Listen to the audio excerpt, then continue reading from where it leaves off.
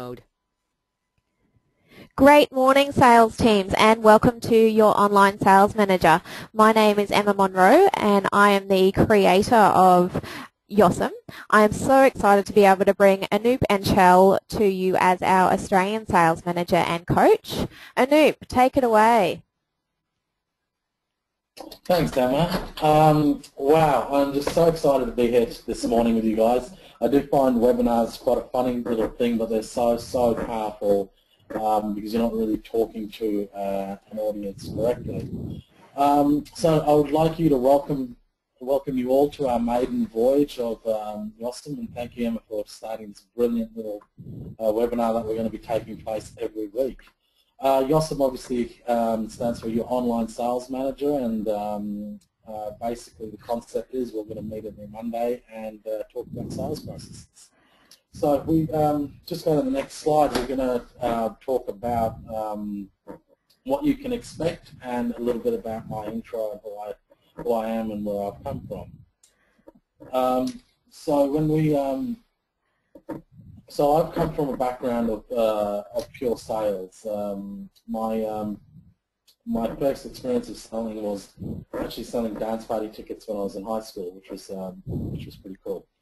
I love sales. I love everything about it. And one thing you're going to get from me is a very real salesperson, as in I work with high integrity, but I actually, whatever I preach, I actually practice as well. So I've had a lot of experience in this field. I would say probably over 10,000 hours worth of training and self-training as well. So I do go to all those seminars and things like that.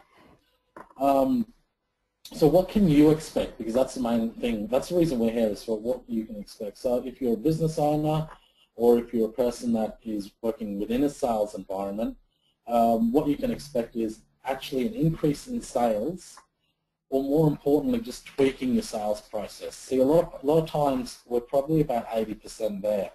The 20% is counted on the things that we don't know about. So we keep going through processes and then go, why doesn't it work? So I'm going to use a couple of different processes involved in the sales process to show you how it all works out. And it's pretty exciting the way it does unfold. More importantly, if you have a team who feels that they're not part of a sales environment, I would really get them to listen, because you know what, we're not selling anymore. In today's environment, we're just not selling. What we're really doing is we're creating an environment to create relationships. And relationships is the key to what I'm going to be speaking about the majority of the time. And how do we build rapport, how do we build relationships, and how do we make it exciting for the prospect to want to buy from us, rather than just saying you're just another salesperson. Can I guarantee you results? I can, if you listen to what I've got to say and you implement what I've got to say.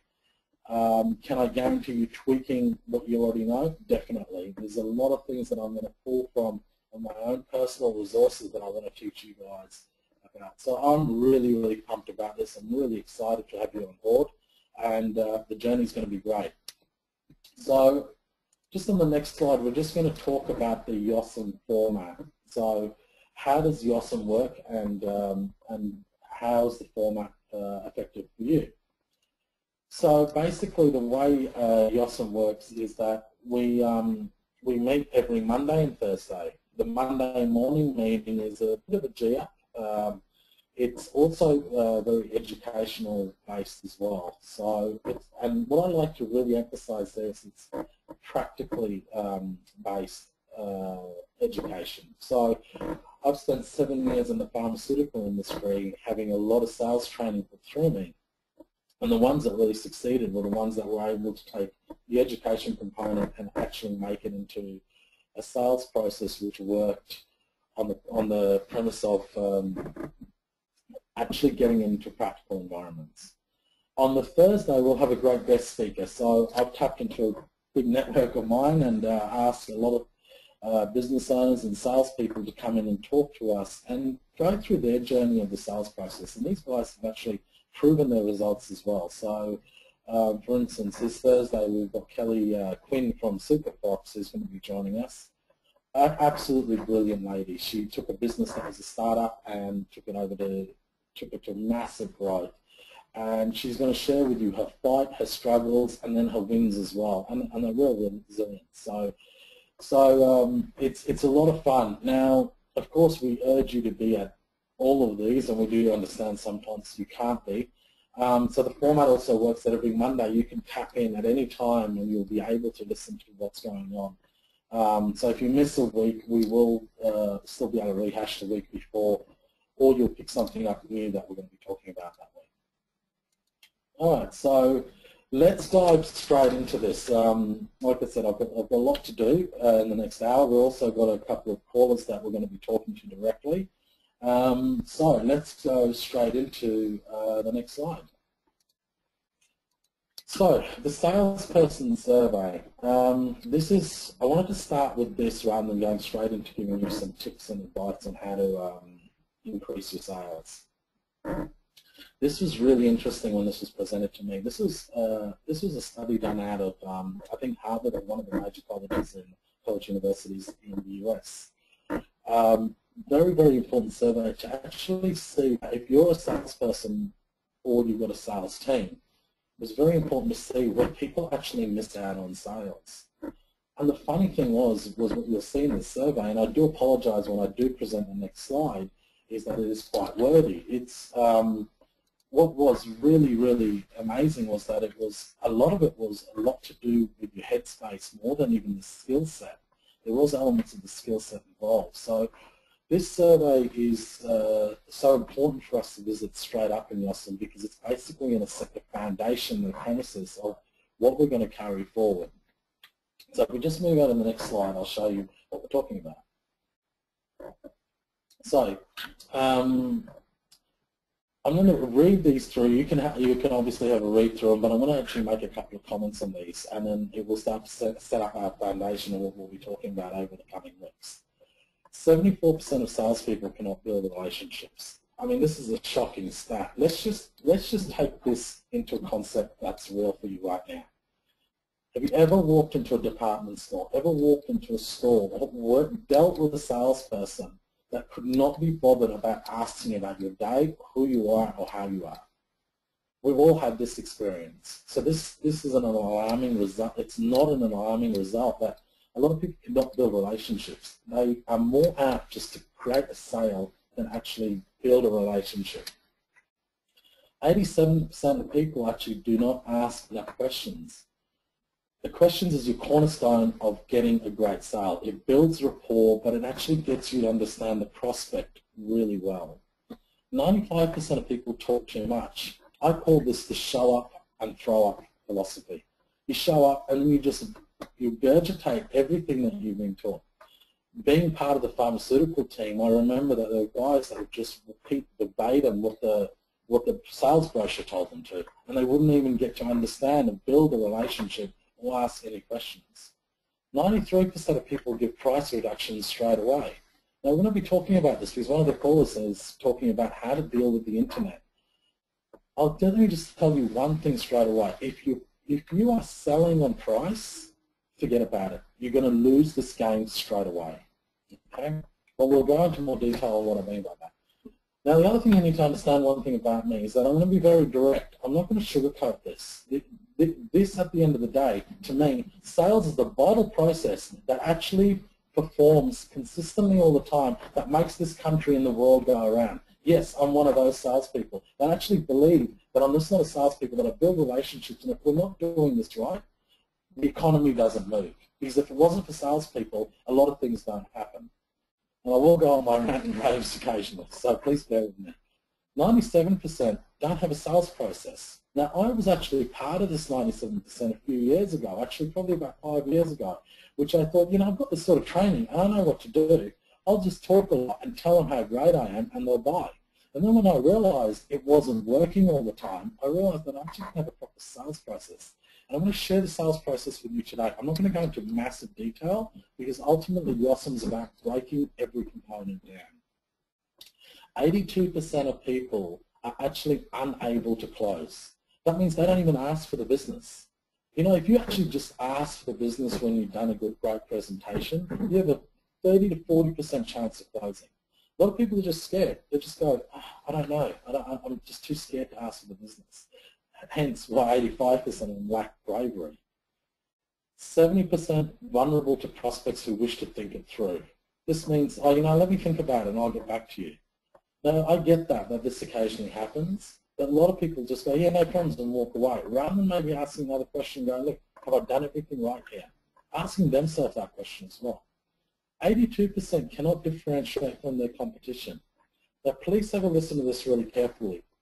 I'm a salesperson that actually doesn't sell against a competitor. My biggest competition is myself. But I do need to understand what my competition holds and what they offer. And if I can actually put my presentation together where I'm already subconsciously selling against the competition without mentioning their name, that's a very, very powerful tool. Because in the prospect's mind, they're going to be going, wow, okay, those guys have done that. He hasn't even mentioned that. So it's really, really cool. I'm going to show you ways to do that as well. 87% of prospects' inquiries are not followed up. This was an astounding number for me. And you know what? I can actually back this now. Having made a few email inquiries, having a couple of phone calls that we wanted to get things done around the house, people not calling back, people not following up, and you know what? All somebody had to do was follow up, and they pretty much had a good chance of getting that sale. Now I'm going to show you my way of how I deal with the follow-ups, and you really need to be a dog with a bone with follow-ups. 68% of sales are lost due to the lack of follow-up. So that means we do follow up, we get the client interested, and then we lose it because we don't follow up either in time or not at all. I mean, this is ridiculous. I mean, we spend all the money on marketing. We want the leads, but then we don't do anything with them. So, again, whatever you're listening for today, understand one thing. Your follow-up is crucial. Your building relationships is crucial. So we're going to go a layer down this path.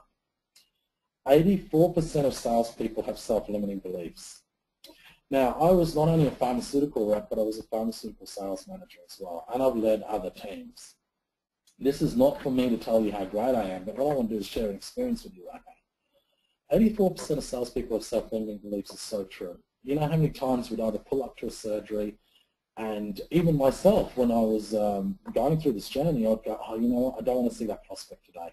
It's too hard. They're going to say no to me. Or I don't want to make that sales call. It's too hard. They're going to say no to me. That was just amazing. It was amazing how my self-talk was so limiting in what I wanted to do. And it wasn't only me. I learned later on that it was a lot of people that were so scared to make the call. These are confident people, either good-looking people or strong people, couldn't do it. They quivered and shaked at just the thought of getting up in the morning on a Monday morning and wanting to say, oh no, you know, it's too hard. So what I'll do, I'll just drive around for half an hour and get my thoughts. Oh, hold on, I'll stop for a coffee right now and get my thoughts. The thoughts were consistently telling them what they couldn't do. So we're going to work on psychology of selling within these programs as well. And that's a very, very important point. It's not until you get your mindset right can you actually get your sales on track. 85% do not give a solution after asking questions. So they ask a lot of questions and then they don't give a solution. They don't actually say, this is what we're going to do after the presentation. This is how we're going to do it. A lot of people don't actually step through the prospect what comes next. So it's sort of really, really interesting when we have a look at that and look at this data. It's just absolutely mind-blowing. So let's move to the next slide and have a look. Now, when I was asked to take on this program with by Emma, something that really excited me was that I could actually contribute and share with the listeners into Yossam about how to sell effectively but with the right mindset. So I've really come down to there's four sales success parts. Sales success has 4 parts. One is psychology. You see, 20% is skill set and 80% is mindset. If you can't get the mindset right, you can't get the skill set at all. It doesn't matter how skillful you are. We've seen this all the time. Great athletes, great, well-talented guys, can't make it any further because their mindset is just totally shot. So we're going to talk to you about mindset as well, okay? So we're going to delve into that area, and it's something that I've been working a lot on, and it's very, very powerful. It's things that I've actually had a lot of success around. It's just controlling your mindset and not making a story up mean about sales. When somebody says no, how do you handle that? We don't all have the tough crocodile skin. So how do we create our mindset to be bulletproof, to be so strong that you can sort of go, no, great, let's move on, let's get in the next prospect. That's what I want to deliver to you. That's how powerful I want you to become when you're out there selling.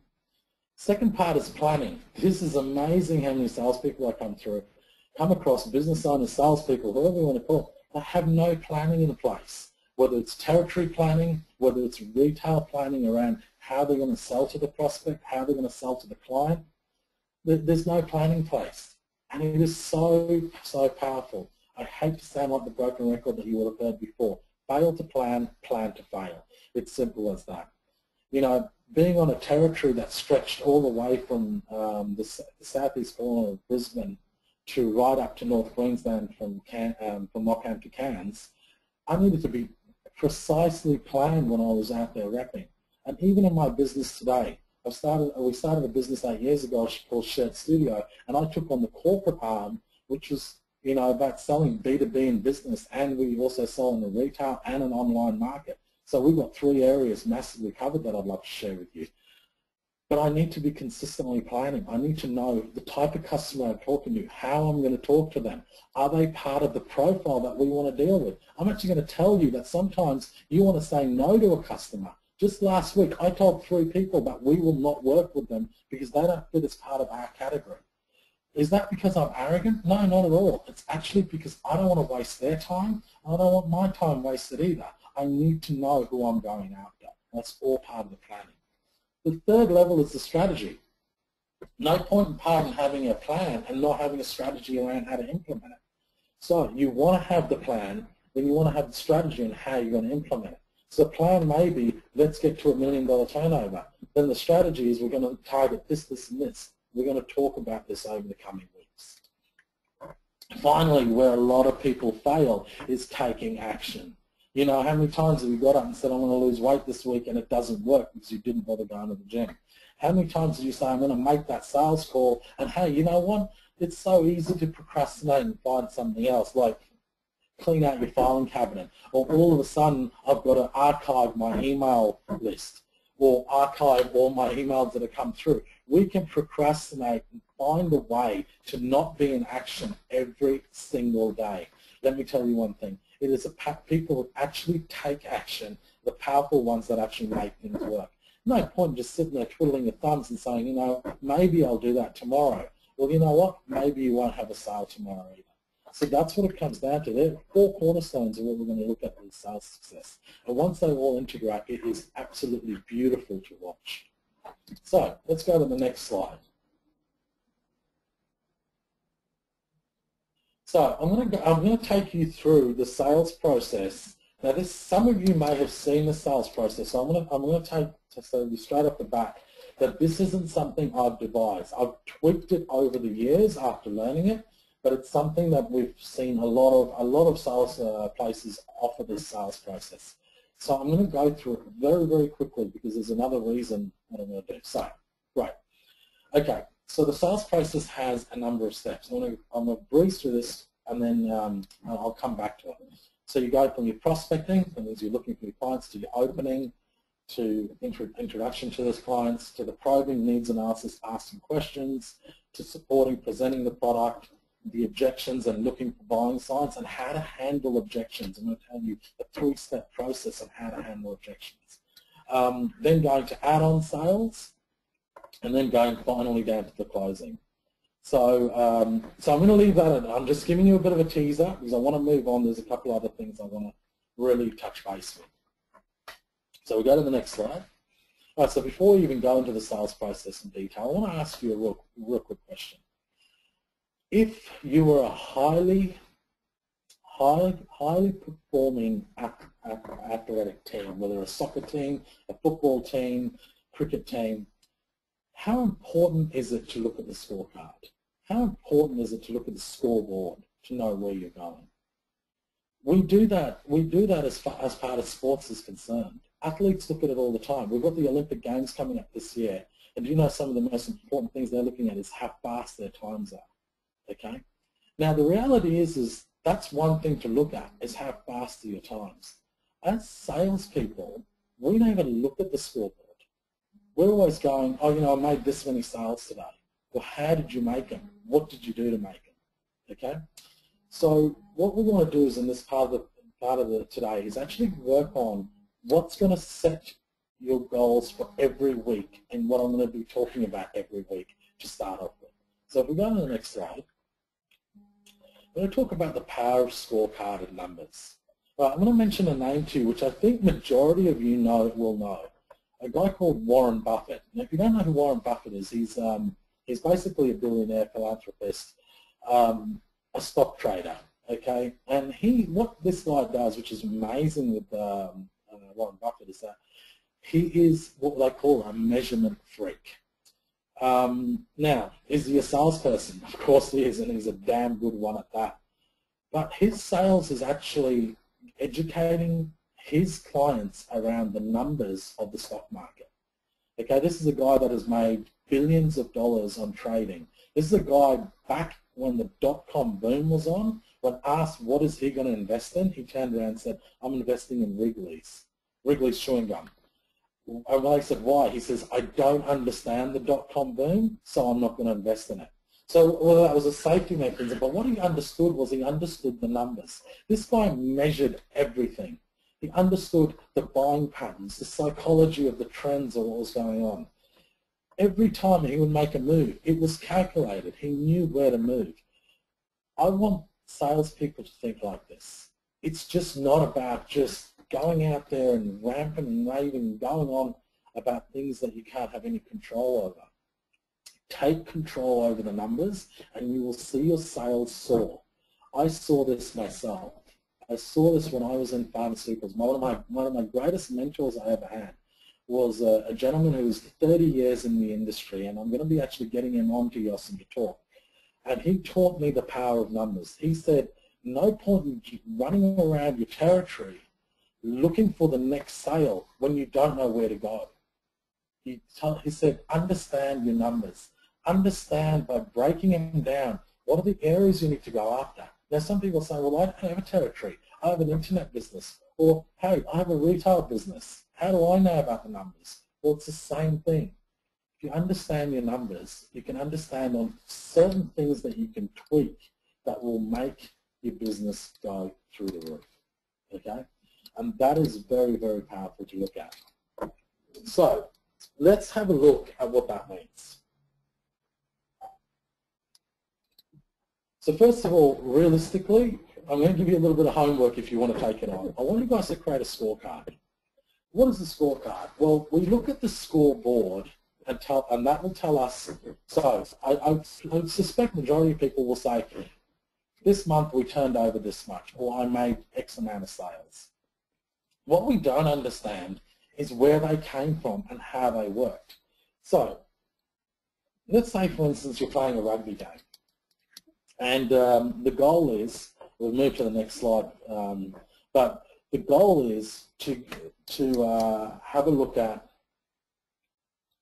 how we're going to score a try. Now we have no way of actually controlling how we score. The control around that is actually lost. But what we do know is that at half time, if we're down by 8 points, we look at the scoreboard and we go down, we're down by 8 points. Rather than actually going, oh, we'll go down by 8 points and just score more, which doesn't really work, we need a strategy around that. Now the scorecard gives us that. It tells us, okay, we had so many tackles done. We had so many passes that were made. We had X amount. And then we compare it to, say, the opposition team who had more passes, more possession, more meters that were pushed forward. So what's really, really important here to look at is that it's not about what the scorecard is, what the scoreboard is telling us. It's how to measure the scorecard. So let's go to the next slide and I'll show you what this means. So let's take, for instance, if this was your business. You had the current number of customers were 1,000. Your current average sale was $100, and your current repurchase frequency was 2. Now, if we looked at this score that your total turnover was $200,000. Now, that's if you're even measuring this. See, some people don't even measure this. So if you're measuring this, this is what you'd see. Now, let's take that and say, okay, you know what? All we want to work on is a strategy of 10-10-10. If I just increase my current database to 10% more, if I just increase my average sale by $10 more, and all I did was currently just increase my current repurchase frequency to 2.2, you would actually have a 33.10%, 33.1% gain in your overall sales. That's an extra $66,000 of doing literally 10%. Now, this works on a number of different scales where you can tweak one by 5%, the other by 8%, another by 2%, and you will still get a growth which is amazing. Okay. Now imagine if you did it by 20%, you did it by 33%. The numbers are there. They're easy for you to have a look at. So what my point is here is that, do you have a scorecard? Do you have something that you analyze and measure every day, every week, every month? Does your team have a scorecard? Do you actually look at these every week? Now I can tell you from best practice and from experience, this has worked for our business. Okay? Every time we've not looked at the scoreboard, not looked at the scorecard, we've started to dwindle in sales. And the minute I look at this, I go, wow, okay, if I just did this. So let's take this and break it down a little bit further. So you took your current number of customers and you said to your team, you know what, we just need to increase our current number of customer database to 10%, or the current number of active customers to 10%. But you guys can work on a strategy that can actually make this happen. So now we're in planning, now we're moving a strategy. How do we do that? Do we send out an effective email? Do we talk to more people? Do we spend more money on effective advertising and marketing? Even within your advertising and marketing, are you going to see the results of what you're putting together through the scorecard? So all of a sudden, now you've actually got a plan to increase this by 10%. You're no longer blind. You can see what's going on. So then you go, okay, let's have a look at the current average sale. It's $100. Now I've got a team of 4 people. I need to increase it by 10%. You know what? Again, very, very simple to do. You just then start implementing and putting strategies in place that increases it by 10%. So you start saying, how do we use a sales process that you're going to learn a bit today, and implementing that and increasing your average dollar by 10%. You see, this is the thing, right? We all think that we need to get more sales, and the only way to get more sales is new customers. But sometimes the biggest whales are sitting with people you've already dealt with. And that talks about the current repurchase frequency. How often are you talking to your existing database? How often are you picking up the phone and saying, hey, how was that purchase that we sent out to you last week, or last month, or last year? Or we've got a new product that we'd love to talk to you about. It costs 10 times more to get a new person on board than your existing client base. How are we asking for referrals? Now, I've only taken 3 components here. Over the course of this period, I'm going to show you other things you can add, but you can add a ton more things for your own scorecard. Okay, as a salesperson, this is one of the first things that was taught to me, but I created my own scorecard. I'd say, how many people did I visit today? How many people did I have a meaningful conversation with? How many actually committed to me and said that they were going to write an X amount of prescriptions? How many follow-ups did I make? How much pharmacy intel did I gather? See, this is all about intel. The more we know about what our customer does and spends and how they spend their money, the more we have the ability to build a greater relationship with them in order for them to really meet and suit their needs. Because ultimately, at the end of the day, what is sales? It's to be effectively in communication with another party to present a solution to their problem, to their pain. Not to just sell them something for the sake of having it. Let's take the world's biggest brand at the moment, Apple.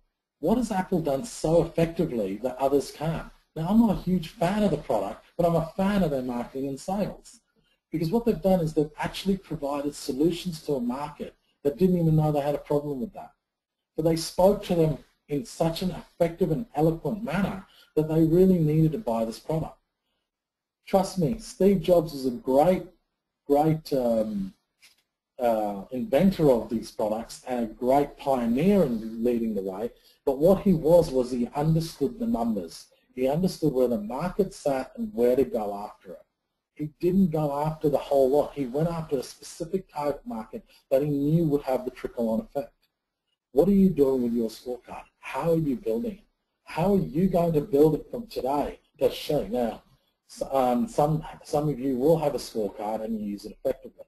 Some of you may not. This is a whole new concept, and if it is, I would say use it very simply, and then we'll go through it over the next weeks, months to come.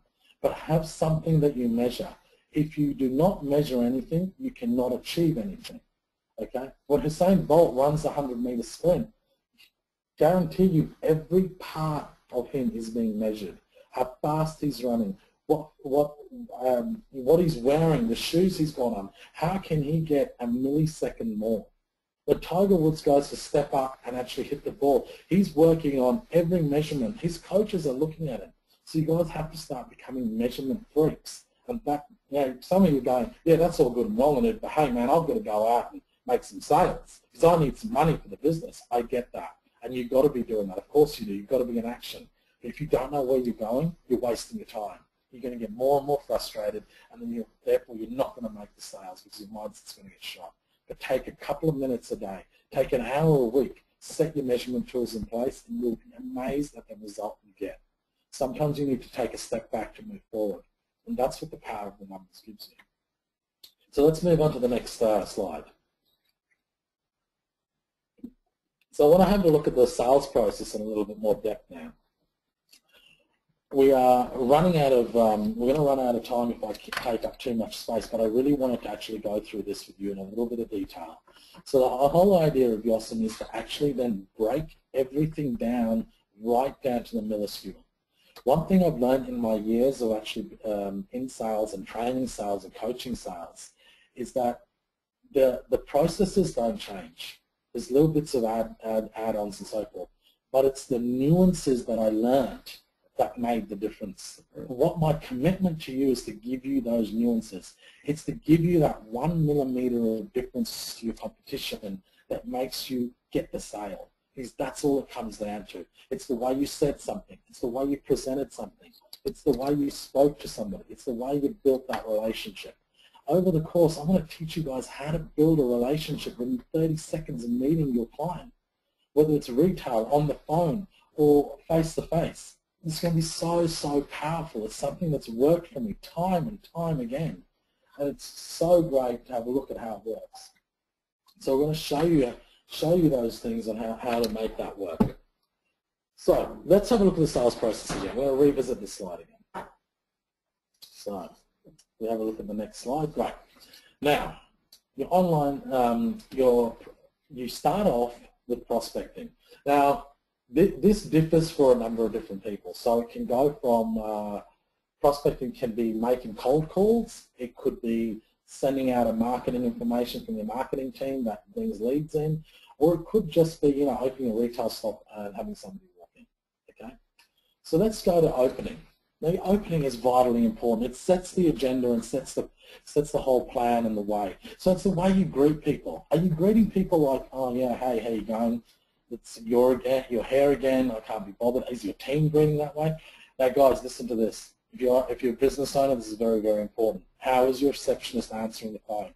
I called a business the other day, and I said, oh, can I speak to so-and-so? And the person said, who's calling?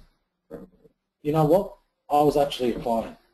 Right then, I had already made in my mind that I'm not going to deal with this company, because if that's the conversation I get from the receptionist, trust me, I don't want to deal with that. Okay? So your opening is important. How do you greet people? Do you greet them with warmth and love and really want to have a connection with them? Or do you greet them with like, oh man, it's you again, I can't be bothered?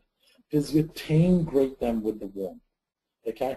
Then on the flip side, I had a great call the other day, and it's a person that I've worked with before, and I called her up. I called her company up, and a receptionist answered the phone with, oh, it's a great day here today. How can I make your day awesome? That's her opening line. Now, that may sound corny, but you know what? I sort of laughed. That made me feel awesome. And I said, this is a company that I want to deal with.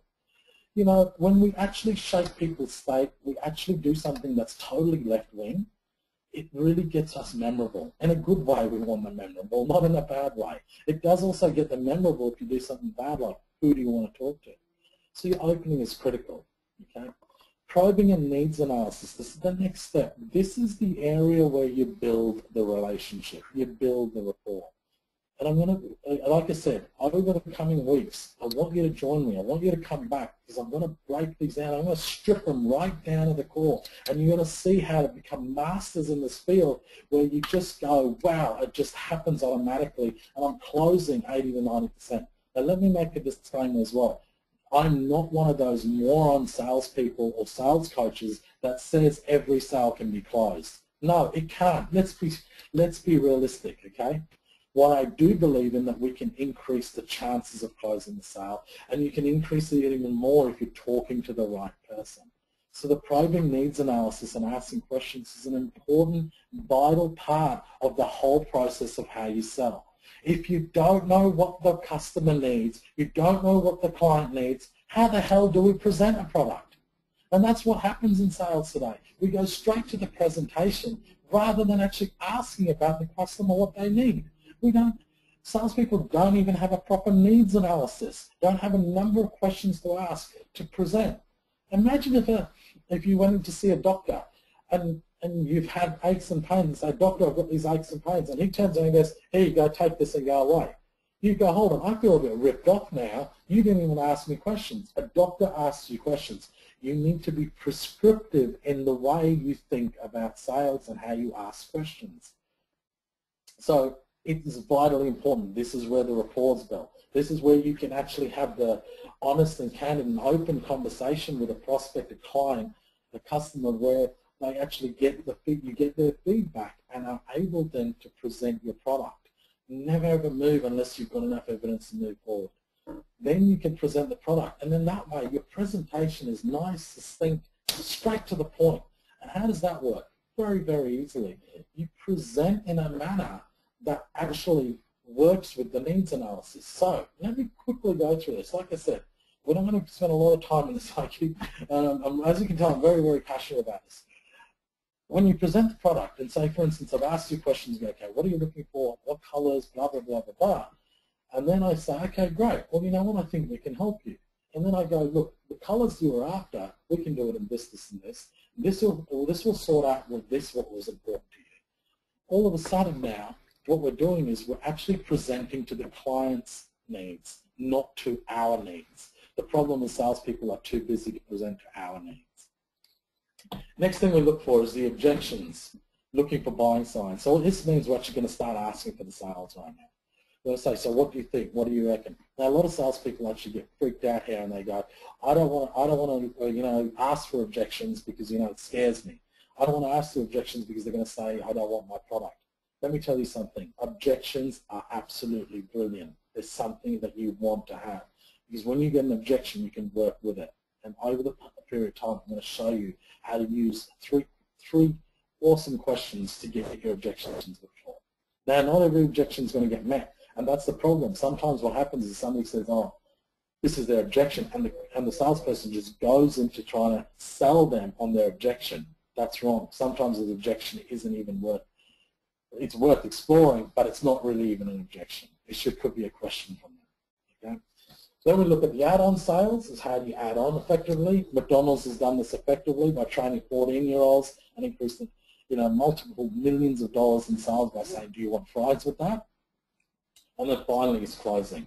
The most important thing about this process is to make it easy and succinct. So guys, that's the process for that.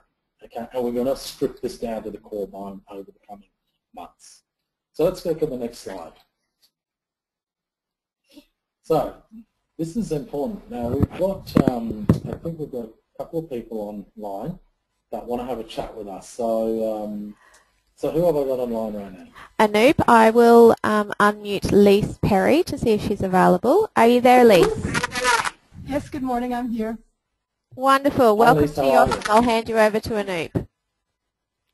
Good morning, Anoop. It's Lisa here. Anoop, how are you? I'm very well, thank you. I spoke to the staff and they had a couple of queries the objections they get are sometimes price, they tell me. Yeah. That's usually it. And sometimes I'll think about it, or, that's a lot of money, I'll have to think about it. Sure, sure. So what's the product that you're selling? Well, we sell products and services, so it's body shaping packages or hair removal packages and skincare products. Right. And okay. I mean, they're not the skincare products. People might be used to buying something from the supermarket, which doesn't cost very much, as opposed to something from a beauty clinic, which is clearly a different product altogether and a different price point. Okay, right. Well, Lisa, I think a lot of the listeners online can actually relate to this. How do you get to people to spend now when price is the major objection? Let me tell you something about a price objection. If you're getting price as an objection, you actually haven't done the other steps effectively. What happens is you need to first of all build value into your product before getting even to the price. So if all of a sudden I said to you, oh, this box of tissues is $12, you're going to go, oh, that's too expensive. But if you actually build value and actually ask the questions of what's very important to the client first, then what you'll find is that you can actually go down the path of of presenting the product where it's presenting to their pain. Now let me say something to you, Lisa. People don't buy because of just pleasure alone. See, we believe that it's just for the pleasure purpose that we buy. We actually buy because there's a pain associated with it.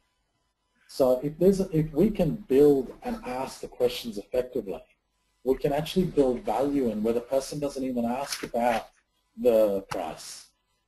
So does that make a little bit of sense? Yes, it does. It does. Yeah.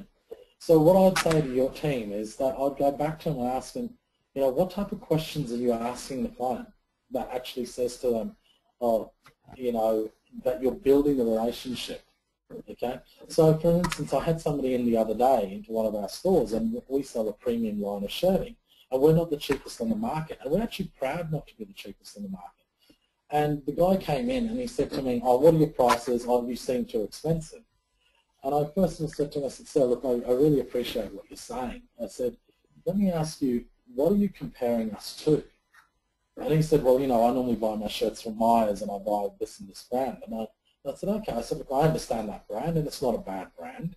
And first of all, I knew what my competition was.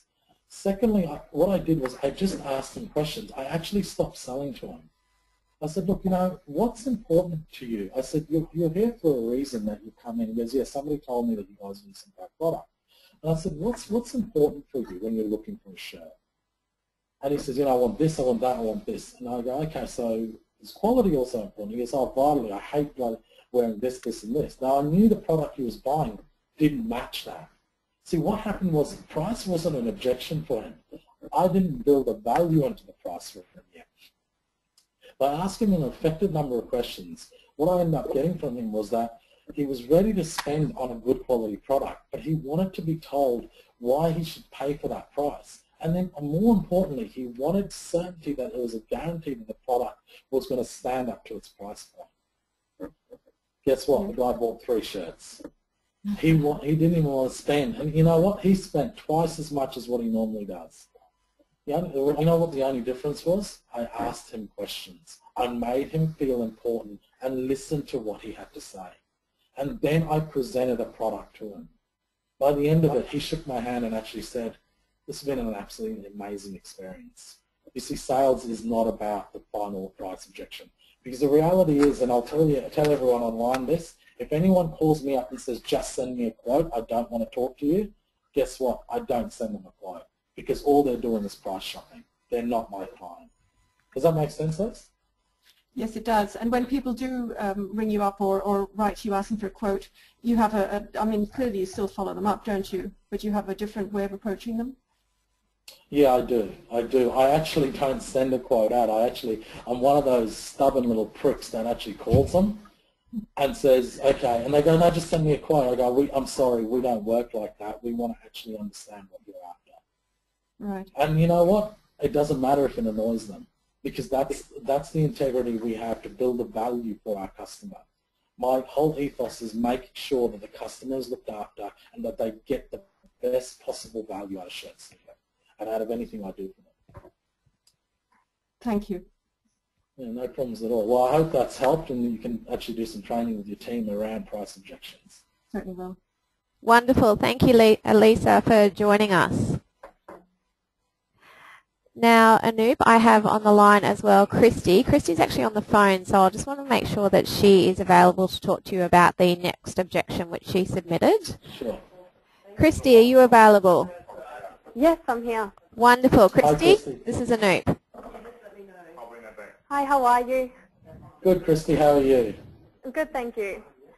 So- So our thing was competing with internet prices. We're an optometrist, and mainly with contact lenses especially, we find it hard to be able to price match, and we can price match. It just means we have a very low profit to try and keep up with them. Sure, sure. This is such a hot topic at the moment, is how do you sell against the internet on price? The problem faces here. The reason the internet boom has been the way what's happening is that people have forgotten how to give service in their businesses. So what happens is people go, I'll just go on the line and I'll find the cheapest price I can.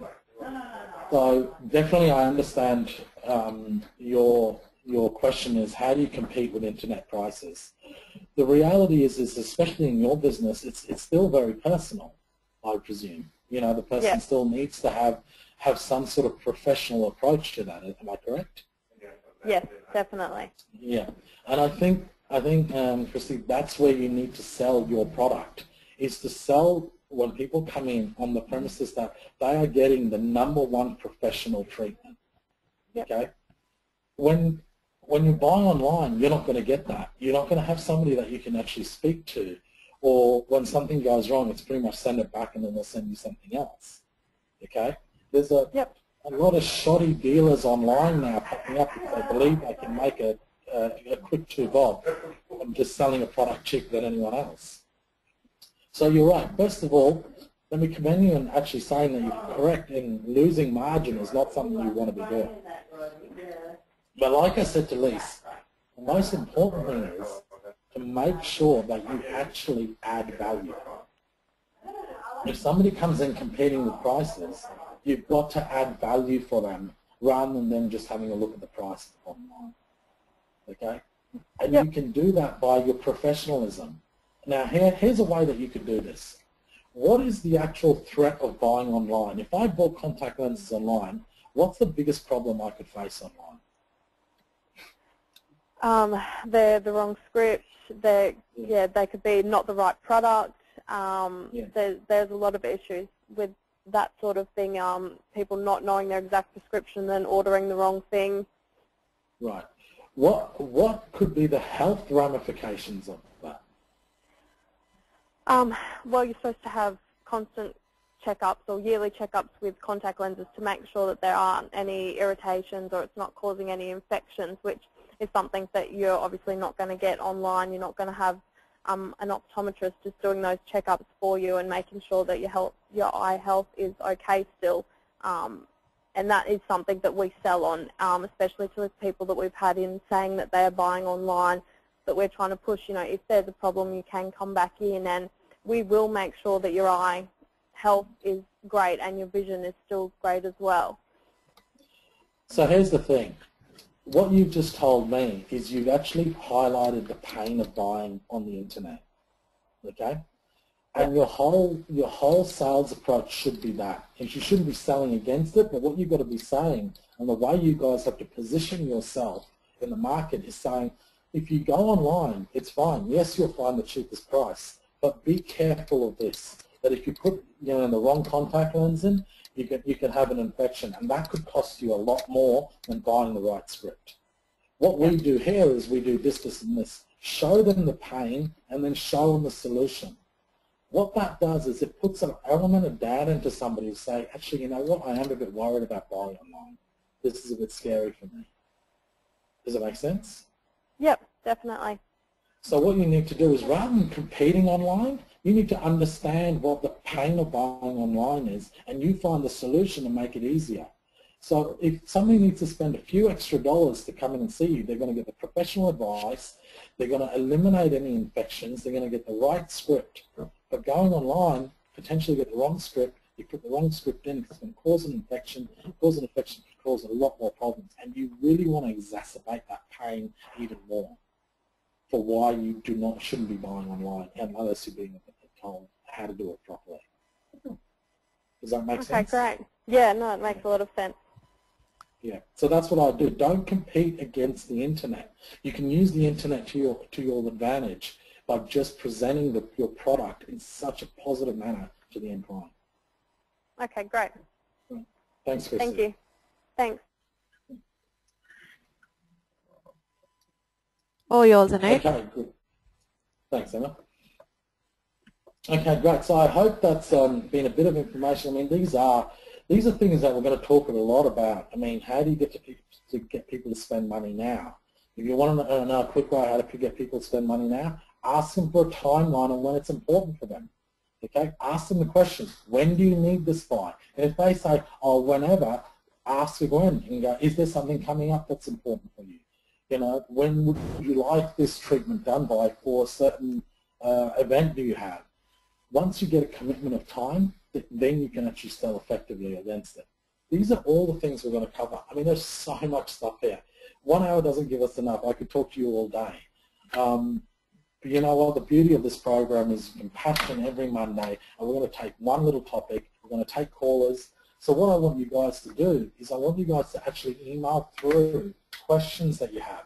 Because what I do is that I'll have a look at those questions during the week, and I actually work on workshopping them with you. And then, like we've done today, we can get 1 or 2 speakers to call in and actually workshop something. Now, the people who are listening into that, what you want to be doing is listening for yourself, not and say, oh, well, that doesn't affect me, because some way along the line, it's going to affect you.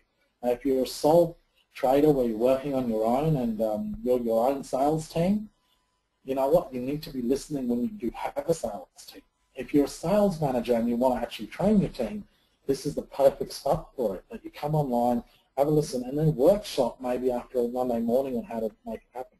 What I'd love to do is I'd love to have interaction from you, because the web is a lonely place on my own. So I'd love to hear more from you. So let's go to the next slide, as we're going to be wrapping this up very soon.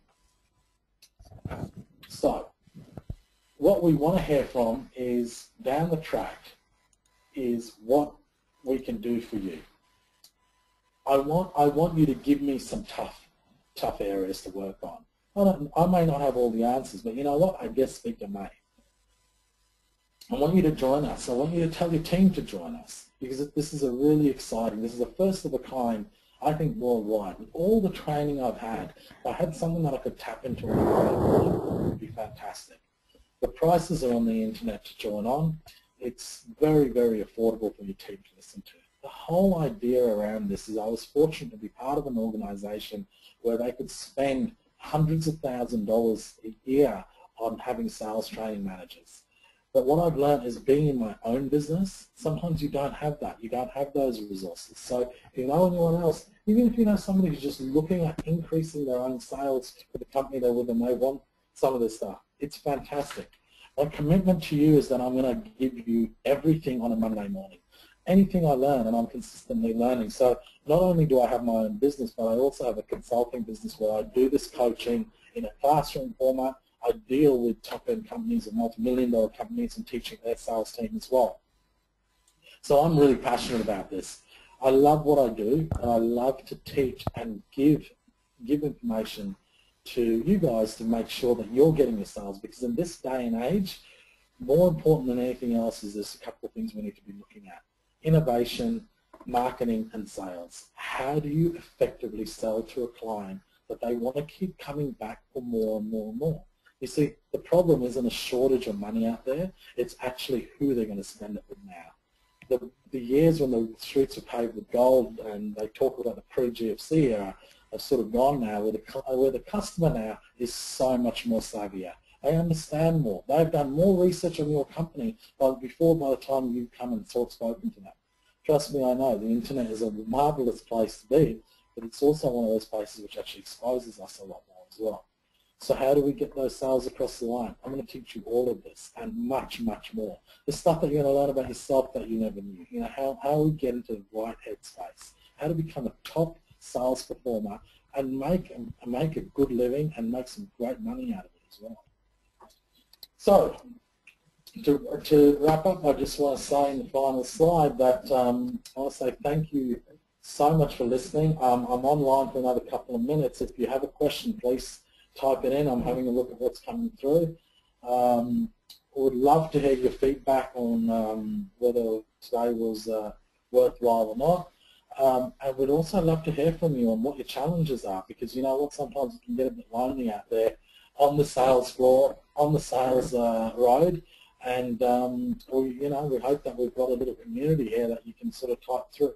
And like I said, join us on Thursday. We've got a fantastic speaker coming to talk about how they pretty much just, now Kelly's fantastic. She's got a lot of energy and a lot of vitality, and she just really took a business literally from 0 to $1 million plus.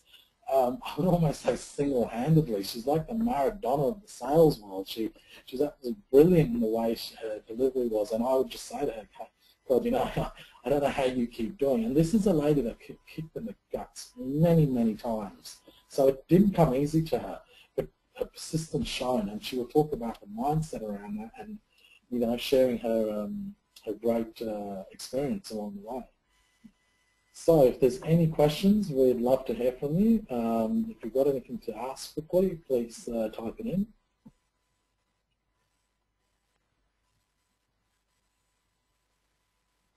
Seems like you've answered all the questions, Anoop. Okay, so we hope to join you. We hope that you can join us in the coming weeks, and we haven't even tipped the top of the iceberg yet. So wonderful. We've had a couple of people email in already saying thank you. The content was great. So awesome job, Anoop, and thank you so much for coming on board with Yossam to share your knowledge and energy. Thank you. No problems, Emma. I love it. It's a pleasure. Excellent. Have a great day, everyone. And if you do want to join us on Thursday, then just visit our website and you can sign up for your monthly membership. You can also, if you learned anything today that you'd like to share further, you can go to our Facebook page, which is Yossam1, or you can tweet us on Twitter. Thanks, everyone. Have a great day.